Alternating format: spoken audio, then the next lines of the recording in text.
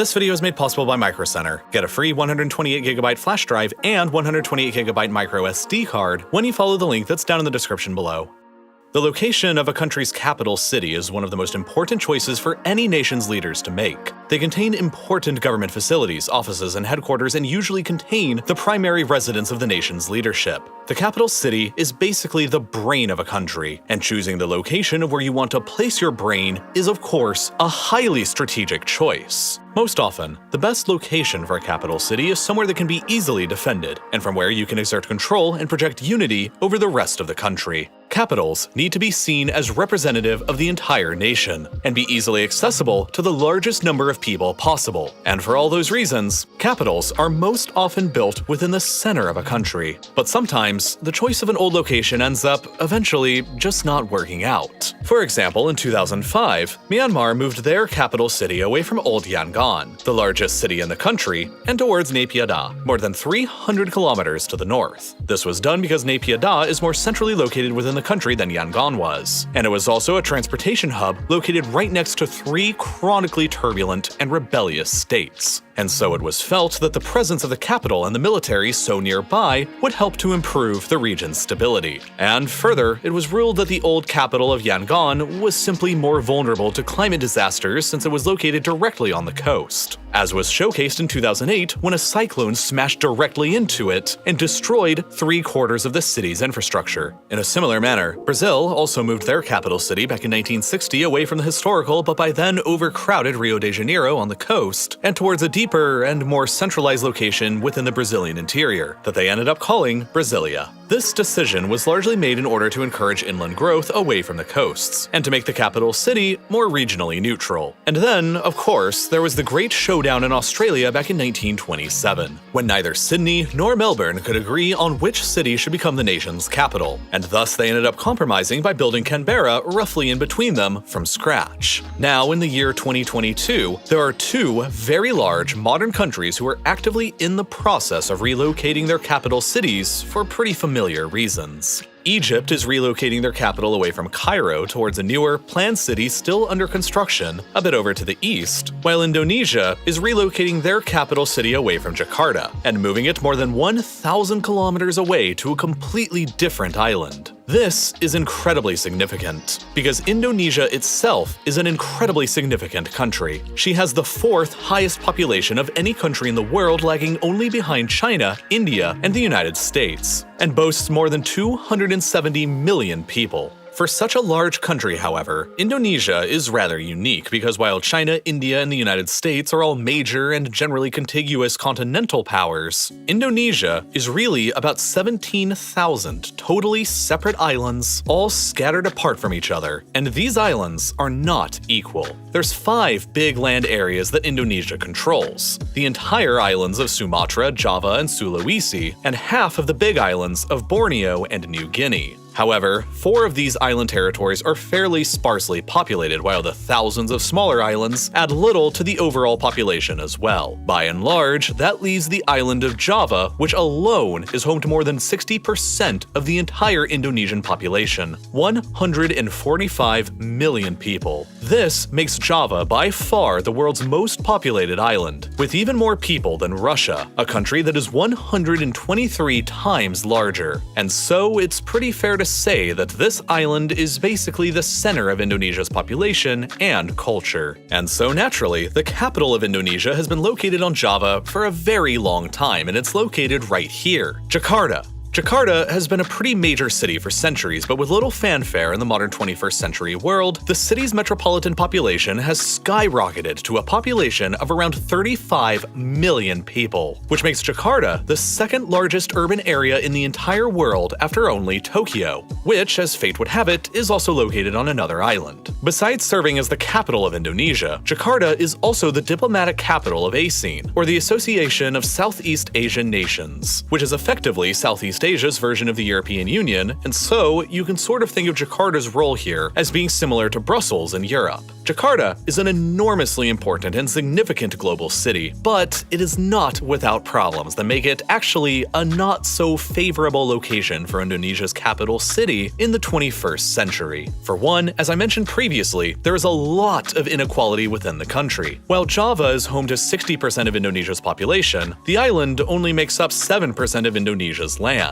Ultimately, that means that the remaining 93% of the country's landmass, over on the 17,000 other islands, are pretty underrepresented both in terms of population and in economics. While the economy in both Jakarta and Java has been growing tremendously over the past few decades, the other islands have been more or less economically left behind, and have remained fairly stagnant. To illustrate this point, ever since 1971, Java has gained 75 million people, while Sumatra has only gained 38 million, Kalimantan, what the Indonesian side of Borneo is called, only 11 million, Sulawesi only about 10 million, while Western New Guinea only gained 4 million. And while these other islands may look close by on a map like this, they really aren't. If you place the islands of Indonesia over Europe with Java placed roughly over northern Italy, you'd quickly see that Kalimantan is as far away as northern Germany and Poland. Sulawesi is over in Belarus and Ukraine, while Western New Guinea is way over in Kazakhstan. A lot of these places are very far away from Jakarta and are therefore isolated and remote from the center of power, often across thousands of kilometers of ocean. Based exclusively on the centralization of power factor, it would make the most sense from a geographic perspective to place Indonesia's capital within either Kalimantan and Borneo or on Sulawesi. But of course, centralization alone is not usually a good enough reason to go through all of these moving pains. The larger motivations are that Jakarta itself has a lot of issues. To start, the city has experienced a tremendous amount of urban growth in the past few decades. Back in 1945, at the beginning of the Second World War, the city's population was only 600,000 people. 25 years later, by 1970, the city's population had increased by six-fold to more than 4 million. And then 50 years later from then, by 2020,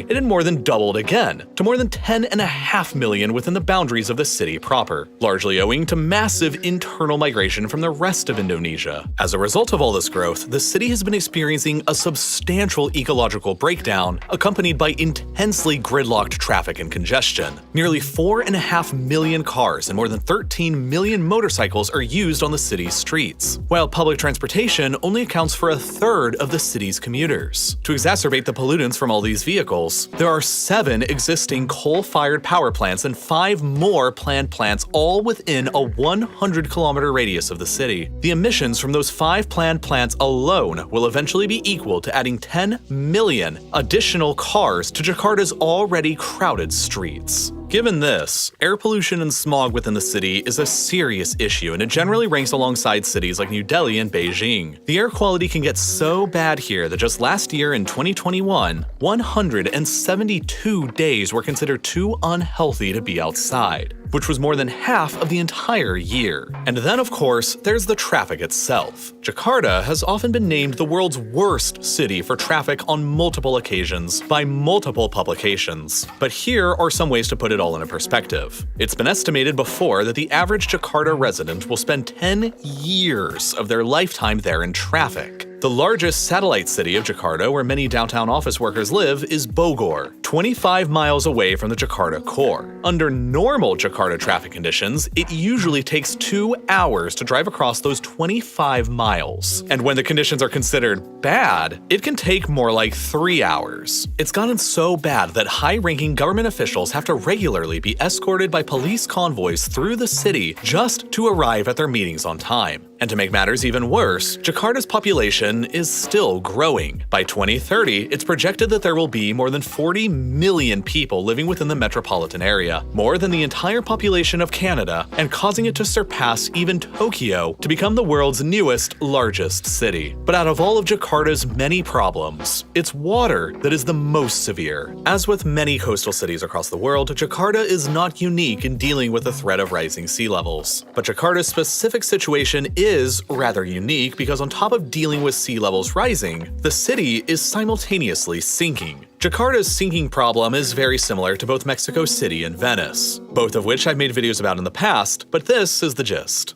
Just like both of those cities, Jakarta was established within a swampy environment many centuries ago before the needs of modern cities were at all understood. 13 rivers flow through the city which used to provide ample fresh water, but now they're all wildly polluted and currently unusable for drinking water. Jakarta does have a series of water pipes, but they only reach about 60% of the population, and they're all highly concentrated in the more wealthy areas of South and Central Jakarta. As for the millions of other people who don't have any access, ground pumping is basically the only means of obtaining any fresh water for themselves. But of course, as this water beneath the surface is removed, the soil above will continue to compact and sink. And it doesn't help that nowadays there are dozens of massive and heavy concrete and steel skyscrapers across the city's surface, adding even more weight and pressure, pushing down onto the fragile soil below. As a result of all these contributing factors, the entirety of Jakarta is now sinking into the ground by about 1 centimeter a year, but there are some areas seeing as much as 25 centimeters of sinkage a year. When you take rising sea levels into consideration, it's easy to see why most of the city will very shortly be in grave danger. And while floods are already a chronic problem that the city faces, it's nothing compared to what might happen in the future.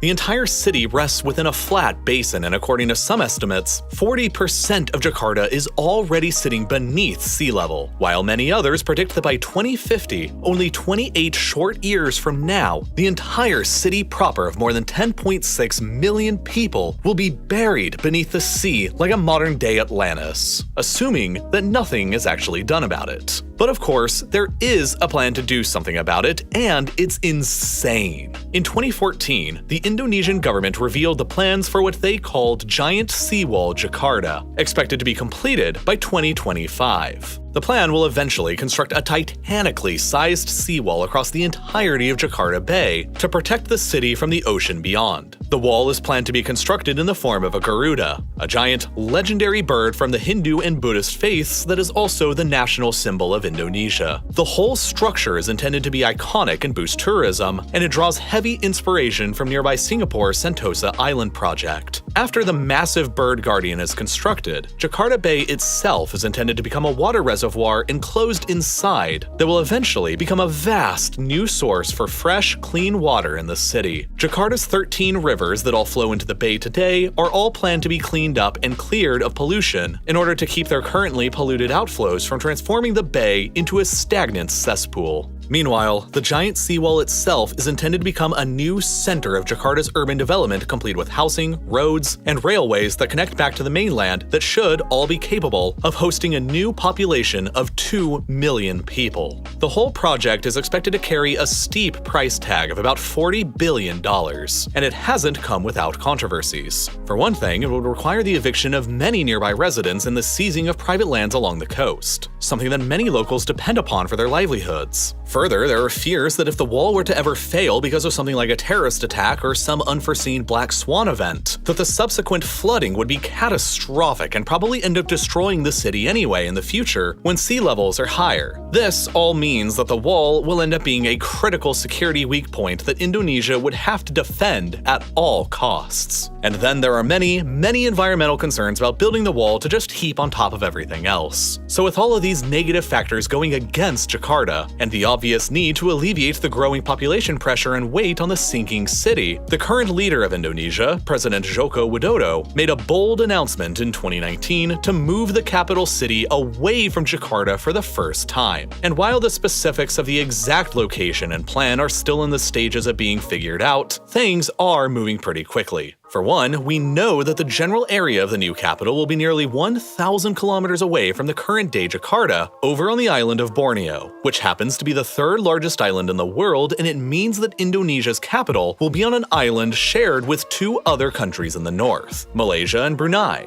Borneo is largely covered by rainforest and is sparsely populated, but it possesses several advantageous features for Indonesia's new capital city. First, the Indonesian government itself already owns a large part of the land over on their side of the border, making it easy to build a brand new planned capital city. Compared with Jakarta, the risk of disasters here are rather minimal, whether it be from floods, earthquakes, tsunamis, or especially from volcanoes. Indonesia's geography is dominated by volcanoes, and many of their eruptions in the past across the archipelago have been some of the most destructive disasters in all of human history. The top two most powerful volcanic eruptions ever in recorded human history both took place in Indonesia, at Krakatoa in 1883 and at Mount Tambora in 1815, both of which caused enormous destruction. 74,000 years ago, the Toba supervolcano erupted on Sumatra and was so destructive that it caused a 6-year-long global volcanic winter and may have almost led to the early extinction of the entire human species. Today, there are at least 127 active volcanoes across the country, and more than 5 million Indonesians live within their danger zones. But if you notice on this map, there aren't any major active volcanoes on Borneo, which, from a risk perspective, makes it far safer for the country's brain to be located there than on either Java or Sumatra. And finally, Borneo is geographically located nearly precisely in the center of the entire Indonesian archipelago, and there are several developing city areas nearby the proposed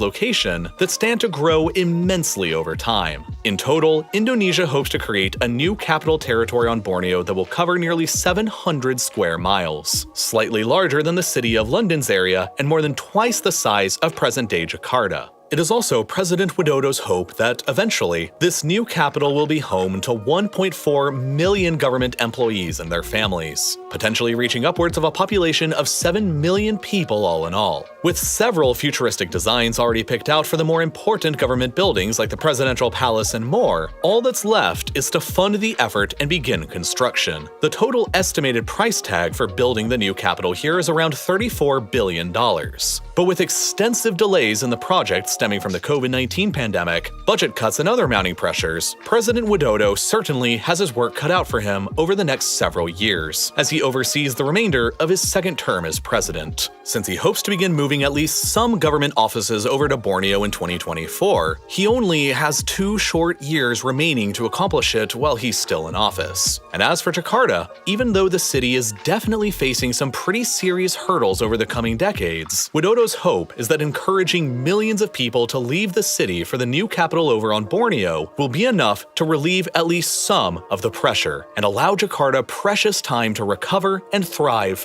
once again.